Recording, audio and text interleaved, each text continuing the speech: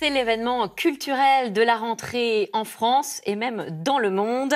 500 ans après sa mort, Léonard de Vinci est célébré au Louvre. Immense rétrospective à partir d'aujourd'hui. Bonsoir Serge Bramly. Bonsoir. Vous êtes romancier, historien de l'art et grand connaisseur de Léonard de Vinci.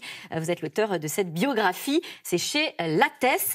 Serge Bramly, pour tous ceux qui connaissent mal le maître, peut-être qu'on peut commencer par nous dire en quelques mots, qui est Léonard de Vinci ? En quelques mots, c'est difficile. Déjà, ses contemporains étaient un peu décontenancés par l'étendue des talents, l'étendue des dons, les qualités physiques. Léonard était beau, était sportif, chantait comme personne, jouait de luth. On ne savait pas trop comment dire. Et très vite, on s'est posé la question, comment est-ce possible ? Comment est-ce qu'un seul homme peut avoir autant de cordes à son arc ? Et ça, pour l'expliquer, on a dit, c'est une intervention de la Providence, c'est une intervention divine. C'est-à-dire qu'il n'est pas que peintre, il faisait aussi plein d'autres choses et divinement bien. Lesquelles, par exemple ? Ça va de la science à la technique, l'hydraulique, la botanique, la géologie, les mathématiques. Mais au passage, il était aussi le premier alpiniste probablement de l'histoire. La liste est à peu près infinie. Lorsqu'on dit que c'est l'influence divine, c'est pour ça que très vite on l'a qualifié de divin. Le divino Leonardo, c'est pas un superlatif de plus, c'est comment expliquer autrement, sinon qu'un seul homme puisse être tout ça à la fois. C'est pour ça aussi que finalement, on dit qu'il surpasse ses contemporains quand on pense à Michel-Ange ou à Raphaël. Bien sûr, enfin, le choix esthétique, c'est une question de goût. Donc quelqu'un peut préférer tout à fait Rembrandt à Léonard en tant que peintre. Mais chercher quelqu'un qui ait fait autant de choses que lui, qui ait progressé aussi bien en anatomie qu'en géologie, qu'en hydraulique, qu'en mécanique, qu'en invention innombrables. Non, il n'y a pas beaucoup d'équivalents. Alors, l'exposition qui ouvre aujourd'hui est attendue depuis des mois. Tout le monde en parle. Les deux commissaires ont travaillé dessus depuis 10 ans. Oui. C'est énorme. Qu'est-ce qu'on fait en 10 ans pour préparer une exposition ? Il y a d'abord eu l'exposition de la Sainte-Anne il y a quelques années au Louvre, qui a été un peu le coup d'envoi et qui a permis énormément de découvertes. C'est un travail fascinant qu'ils ont fait, que les progrès des études en laboratoire ont permis aussi. D'étudier les tableaux, c'est ça que vous voulez dire ? D'étudier les tableaux, de voir par exemple que ce qu'on prenait pour des copies, souvent, qui étaient des tableaux d'atelier, portaient les mêmes repentirs que l'œuvre finale, et ce qu'un copiste ne pourrait pas voir, c'est-à-dire que c'est dans les couches en dessous. Et donc on a fini par comprendre, c'est surtout Vincent Dieulevin du Louvre et Franck qui ont vu ça, c'est que Léonard était tellement perfectionniste, ce qui expliquait si peu de tableaux de lui, qu'il demandait à des assistants de travailler en même temps que lui sur ce qu'on appelle des répliques, mais qui étaient en fait des prototypes. Ça lui permettait de voir ce qui allait pas. Est-ce qu'il allait faire ou pas ? Alors, vous dites qu'il y a très peu de tableaux de lui. C'est assez contre-intuitif parce qu'on a l'impression que son œuvre est foisonnante. Et en fait, il y en a assez peu qui sont totalement achevés. Tout à fait. Il y a peu de tableaux. Alors, il y a des explications. Combien ? Une douzaine, disons. Une douzaine de tableaux. Une douzaine de tableaux. Delacroix disait, Léonard, c'est l'homme qui ne s'est jamais répété. Et en fait, c'est ça l'histoire. C'est que pour arriver à une révolution à chaque fois picturale, on ne peut pas multiplier les œuvres. On prend son temps. Mais en revanche, on a des milliers de pages de carnets et de dessins, et vraiment des milliers.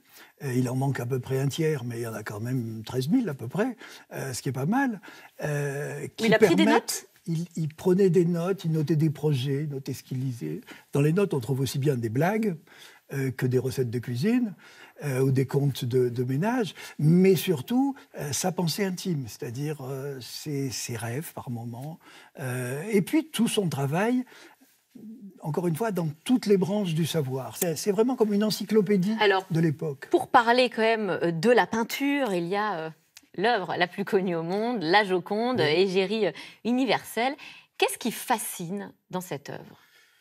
D'abord, on la voit très mal aujourd'hui. Je ne peux pas simplement parler du verre, mais le verre, c'est déjà un problème.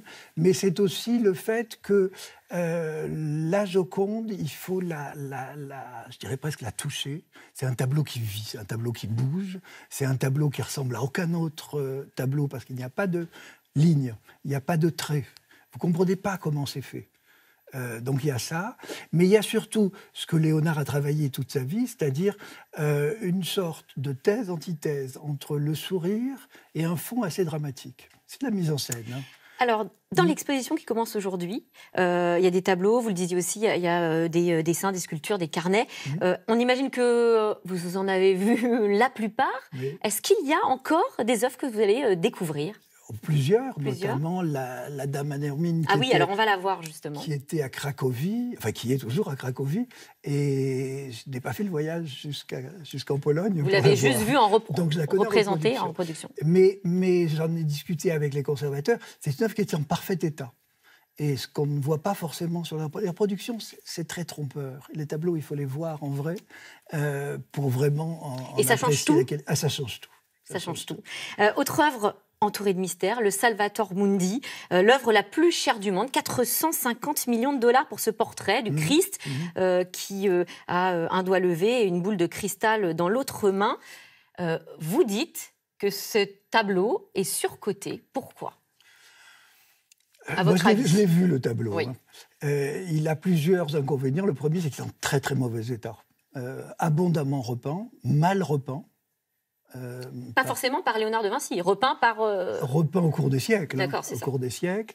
Et le dessin de départ est peut-être de Léonard, mais à mon avis, pas l'exécution. C'est un tableau qui vient de son atelier, probablement, mais comme beaucoup d'autres. Alors là, autant il y a peu de tableaux de Léonard de sa main, des tableaux autographes, autant des tableaux qui sortent de l'atelier, ça, il y en avait pas mal. Alors, l'exposition rassemble des tableaux qui viennent d'un peu partout en Europe. Certaines œuvres ont d'ailleurs failli de ne jamais arriver, comme le célèbre dessin de l'homme de Vitruve. L'Italie a hésité jusqu'au bout à nous le prêter, 1 an de tergiversation.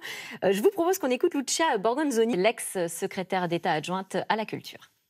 Léonard est italien, mais de l'autre côté des Alpes, certains aimeraient bien le faire passer pour un Français. Je tiens à rappeler qu'au Louvre, il y a énormément d'œuvres italiennes qui ne nous ont jamais été rendues. Qu'est-ce qui se passe ? C'est de la jalousie, du nationalisme culturel ? Oui, c'est du nationalisme, mais c'est très politique. Hein. Ça n'a pas grand rapport avec les rapports qu'entretiennent les musées entre eux.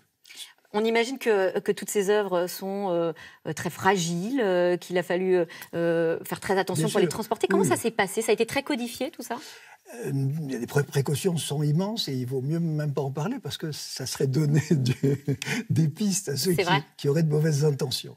C'est ça. Mais disons qu'on ne sait jamais quand ça arrive. Au Louvre, ça arrive par des moyens plus ou moins secrets.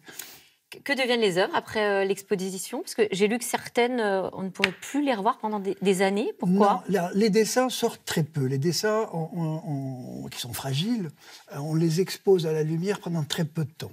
Et en général, ensuite, ils repartent pendant 5 années au moins. À l'ombre. À l'ombre. Dans une hygrométrie particulière, etc. Donc effectivement, les dessins, c'est un miracle de pouvoir les voir parce que normalement, ça ne sort pas. Un dernier mot sur l'homme, Serge Bramly. On est en 2019, ça fait donc plus de 30 ans que vous avez écrit votre biographie. Est-ce que Léonard de Vinci vous surprend encore ? Est-ce que vous apprenez encore des choses sur cette œuvre ? Tout à fait. Là, je viens de rajouter 100 pages à ma biographie. Mais si mon éditeur ne m'avait pas restreint, ça aurait été 200 ou 300 pages. C'est un sujet à peu près... inépuisable. Et jusqu'à aujourd'hui, oui, régulièrement. On change soi-même, donc on change d'opinion sur les choses. Alors, sur quoi vous avez changé ? Un exemple ? Les 3 tableaux de la fin, la Joconde, la Sainte-Anne, le Saint-Jean-Baptiste, ceux qu'il a amenés en France, il y a toujours eu ce mystère, pourquoi est-ce qu'il ne les a pas livrés ? À l'époque, quand on peint un grand tableau d'hôtel, c'est pour le vendre. Et l'impression aujourd'hui que j'ai, c'est qu'il n'y a jamais eu de commanditaire et qu'il les a peints pour lui-même.